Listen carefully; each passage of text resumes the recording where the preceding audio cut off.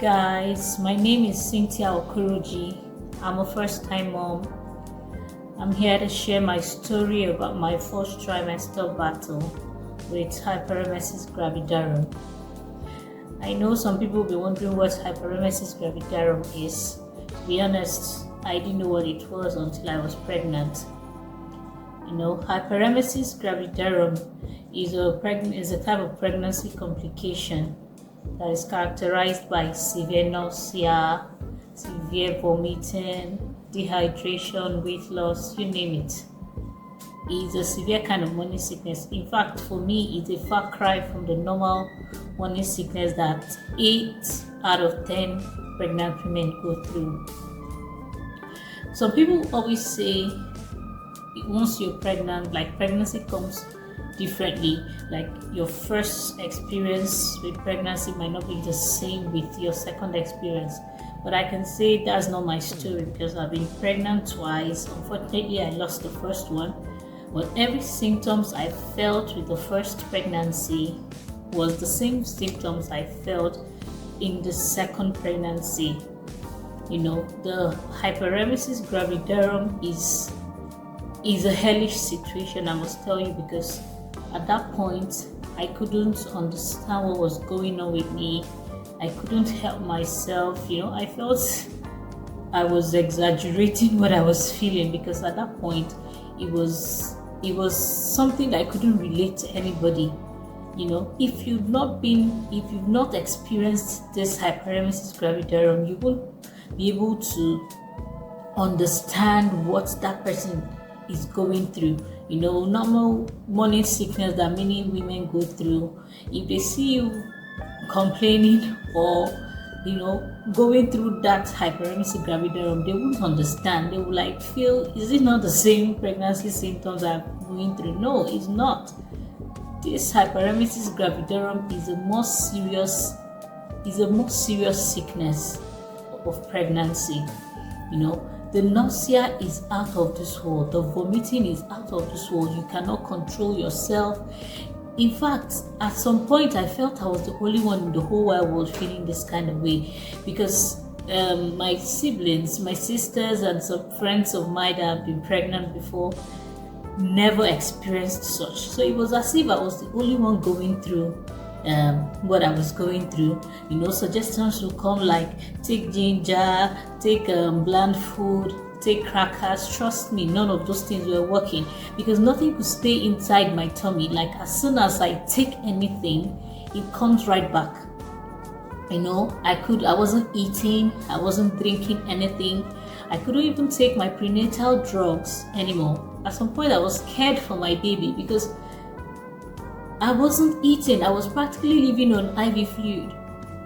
At about 4 weeks of pregnancy, it was fine. I was just going through the normal metallic taste, and I was feeling bloated. I was constantly urinating, but immediately I got to my 6th week, all hell was let loose. It was crazy. The nausea was so bad that I couldn't pick up my phone. I couldn't look at my phone. When my phone is ringing, I'll feel like throwing up. When you're talking to me, I can't answer because I would throw up as soon as I open up my mouth to say anything to you. It was crazy. It was really crazy. My whole house was smelling. I couldn't stand the smell of my sitting room. I was basically in the room all throughout my first trimester pregnancy before I got admitted. I was in the room taking IV fluid every day of my life. That was what I was living on. I was living on that. After when I was also taking progesterone injection because I had bleeding once or twice, so I was placed on a progesterone injection. It was a crazy situation for me. The vomiting was bad that as soon as I put in anything into my stomach, before you leave the door, it's coming right back. My husband was scared at some point because he was confused. He didn't know what was going on. He couldn't help me. And if he's asking me what is wrong, like how am I feeling, I can't say anything because at that point, I was throwing up like mad. At some point I was scared not to even vomit my baby out because there was nothing that was coming out anymore.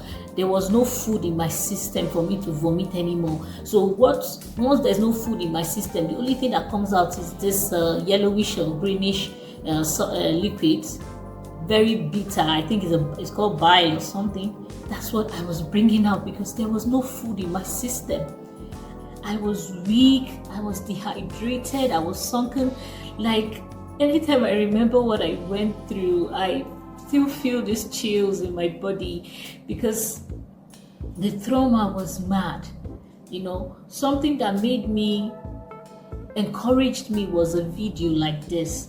I had to go online to find out if I was the only one going through this kind of pregnancy symptoms. I was like, maybe I'm exaggerating what I'm feeling. Maybe, I don't know, maybe I wasn't just acting strong enough. Let me just see if I was the only one going through what I was going through. And I came across a video like this where someone was sharing her own story about this Hyperemesis Gravidarum, and that encouraged me. That gave me strength. Okay, if this person actually went through this and pulled through, I can do it. I can do also to pull through and be strong for my baby. It was seriously bad that when I went for my hospital visitation, my gynae had to admit me. He was like, no, this weight, I've lost so much weight and it's not good for me and the baby, that I am not eating anything. I can't take water. I can't take food. So the baby will not grow very well. It will affect the baby, So I had to be admitted where I was giving injections. I was taking treatment. I don't know. I just knew I was living basically on IV fluid. I finished the rest of my first trimester in the hospital, and many other women that I've seen that have gone through this Hyperemesis Gravidarum pregnancy actually were also admitted. So it's just a serious kind of situation that you cannot help, and from all indication, I think it comes back the same after each pregnancy, because my first pregnancy was the same, which I unfortunately lost, as I said before, and this second one, in fact, it skyrocketed my blood pressure. I was having constant high blood pressure because of what I was going through, because of the pain, the stress, and the anxiety, the trauma I was going through. My BP was shooting up like crazy.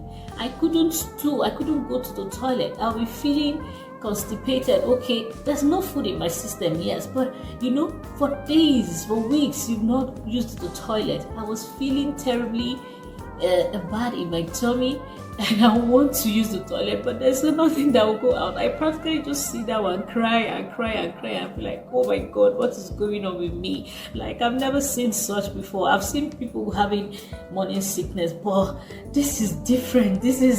Why will I have to go through this? Am I the only one going through this?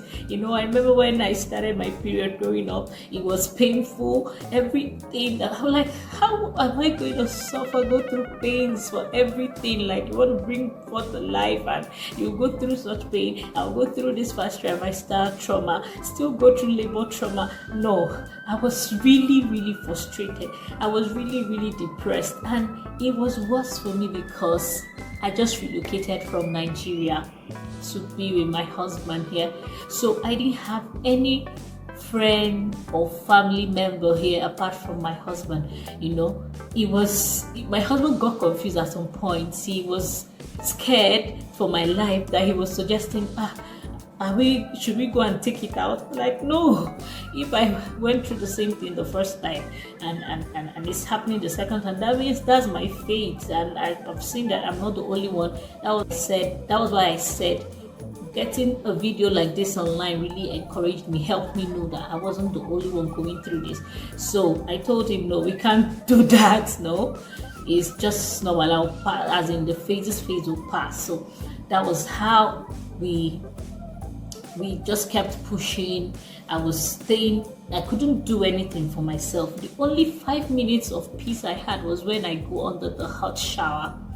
You know, once I'm there, bent inside the hot shower for just 5 minutes, I just feel some kind of little bit of relief. But once I'm out of that place, the whole thing starts itself. The only 5 minutes of peace I had was when I go under the hot shower.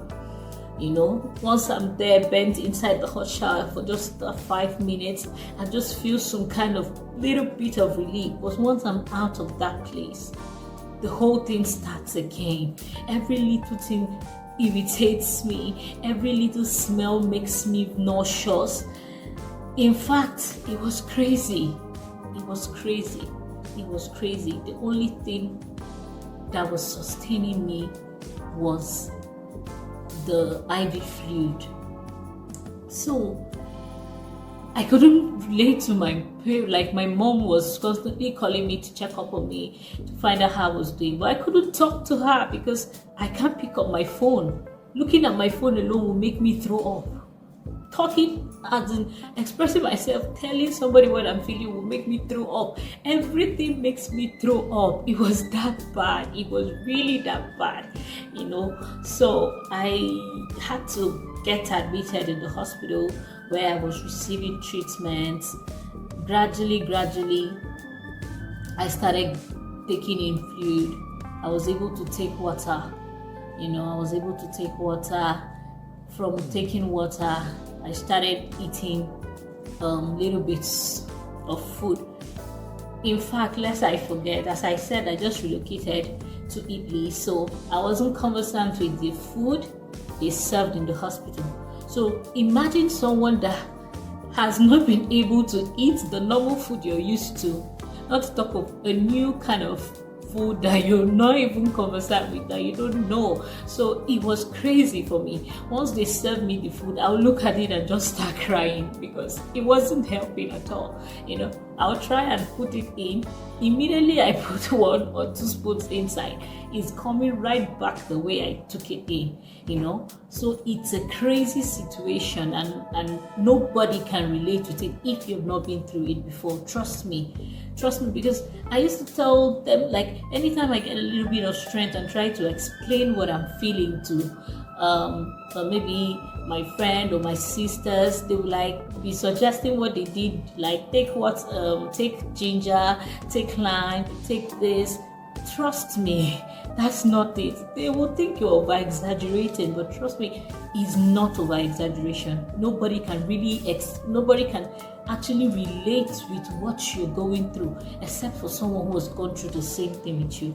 So that's why I just felt inspired to share my story, because as I said before, it was someone's story that I saw online that encouraged me, that gave me the strength to like push through. Okay, this is just a phase, it will pass, you know. So I just felt I should share my own story so that anybody that is going through this phase right now, just be strong, you'll be encouraged, you get that strength to move and pass through this stage. You know, it's just a phase, and at the end of the day, once you see your baby, you'll be fine. For me, I was lucky enough, once I crossed to my second trimester, the whole thing stopped. I was able to eat fine, I was able to drink lots of water. Then I started taking my prenatal drugs again, you know. But some people, their own are so bad that it's continues to the final stage of that pregnancy. But I was so lucky that my own was just the first trimester. So I'm just here to encourage anybody that's going through this phase. Maybe you have a sister, you have a friend, or you yourself, you're going through this kind of pregnancy right now. I just want to let you know that you're not alone in this, okay? Many other women, myself, we've gone through, we've passed through this kind of situation, and you can do it. It's not funny, nobody will understand you, but trust me, I've been there before and I understand you perfectly well. So just hold on there, be strong. You'll